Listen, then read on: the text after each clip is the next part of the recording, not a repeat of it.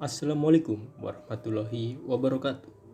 Om Swastiastu, Namo Buddhaya, dan salam kebajikan. Pada kesempatan kali ini, kami ingin mempresentasikan mengenai hasil kerja kami mengenai clipping digital dengan judul Pengaruh Teknologi AI terhadap Keamanan. Sebelum ke pembahasan, izinkanlah saya untuk mengenalkan nama-nama anggota yang terlibat. Yang pertama, ada Irsadullah Ramadan BN dengan NIM 0422222007. Yang kedua, ada Rizky Ramadan DP dengan NIM 0422222020.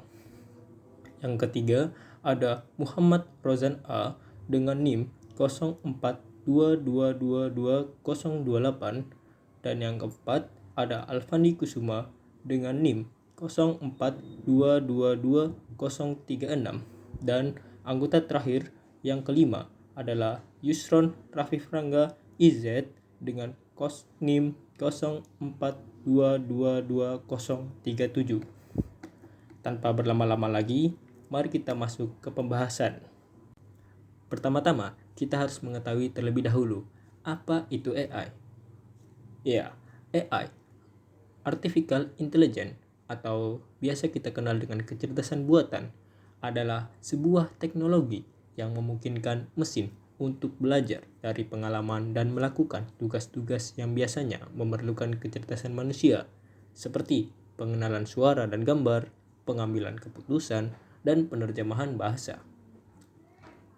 Moritz Gross-Weintraub, Kepala Kelompok Riset Neuron Informatika Universitas Wina, menjelaskan, Brain Computer Interface atau BCI adalah sistem komunikasi yang tidak bergantung baik pada pergerakan otot tubuh maupun ucapan mulut, tetapi hanya dengan pikiran. Sistem ini terkomputerisasi dengan kecerdasan buatan dan pembelajaran mesin atau machine learning, sehingga membutuhkan pembacaan data yang komprehensif untuk memahami proses komunikasi atau interaksi yang akan dilaksanakan. Simpelnya, AI atau Artificial Intelligence adalah sebuah teknologi mutakhir yang telah diciptakan manusia untuk memudahkan manusia dalam mengerjakan kerjaannya atau sebuah aktivitas. Sehingga dapat kita ketahui bahwa AI sangat berdampak besar bagi manusia sekarang. Berikut ini merupakan beberapa hal yang dapat dijelaskan mengenai AI. Yang pertama, yakni jenis-jenis AI. Ada beberapa jenis AI, termasuk AI lemah atau Narrow AI yang digunakan untuk tugas spesifik seperti pengenalan wajah dan suara, dan AI kuat atau Strong AI yang bertujuan untuk menciptakan mesin yang dapat berpikir seperti manusia. Yang kedua, ada Deep Learning. Deep Learning merupakan subbidang AI yang menggunakan algoritma neural network untuk memproses dan mempelajari data yang kompleks seperti gambar, suara, dan teks. Berikutnya ada Machine Learning. Machine Learning adalah metode AI yang memungkinkan mesin untuk belajar dari data yang diberikan dan menemukan pola dalam data tersebut. Machine Learning umumnya digunakan dalam pengenalan pola, klasifikasi, dan prediksi. Pengenalan mengenai apa itu teknologi BCI. BCI singkatan dari Brain Computer Interface atau antarmuka otak komputer, adalah sebuah teknologi yang memungkinkan manusia untuk mengendalikan suatu perangkat elektronik atau komputer dengan menggunakan sinyal-sinyal yang dihasilkan dari aktivitas otak. Teknologi ini berpotensi memberikan manfaat bagi orang-orang yang menderita gangguan motorik seperti ALS atau kecacatan tulang belakang, sehingga mereka dapat melakukan aktivitas sehari-hari secara mandiri. Setelah kalian mengetahui BCI, Brain Computer Interface, terdapat dua jenis, yaitu invasif dan non-invasif. Invasif mempunyai kelebihan dan kekurangan.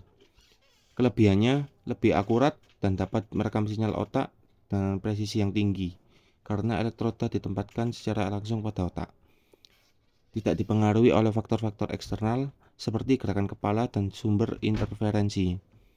Dapat digunakan untuk aplikasi yang lebih luas dan dalam kondisi lingkungan yang bising atau berisik. Kekurangannya memerlukan prosedur pembedahan untuk memasang elektroda ke dalam otak yang berisiko tinggi dan dapat menyebabkan komplikasi medis yang serius.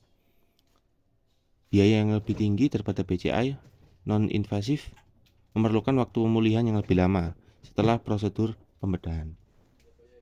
Jenis BCI non-invasif mempunyai kelebihan dan kekurangan. Kelebihannya yaitu 1. Non-invasif dan tidak memerlukan pembedahan atau implan elektroda ke dalam otak. 2. Lebih aman dan minim resiko komplikasi medis. 3. Lebih mudah digunakan dan lebih murah. Kekurangannya yaitu 1.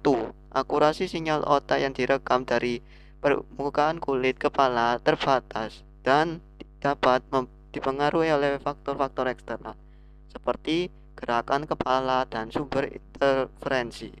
2. Sensitivitas rendah dan akurasi yang lebih rendah dibandingkan dengan BCI invasif. 3. Hanya cocok untuk aplikasi tertentu dan tidak bisa digunakan dalam kondisi lingkungan yang bising atau berisik.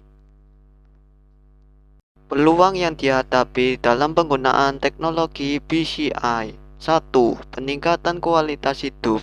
BCI dapat membantu pasien medis untuk mengendalikan perangkat dengan otak mereka, meningkatkan kemampuan fisik mereka, dan membantu mereka mengatasi kecacatan yang mungkin mereka hadapi.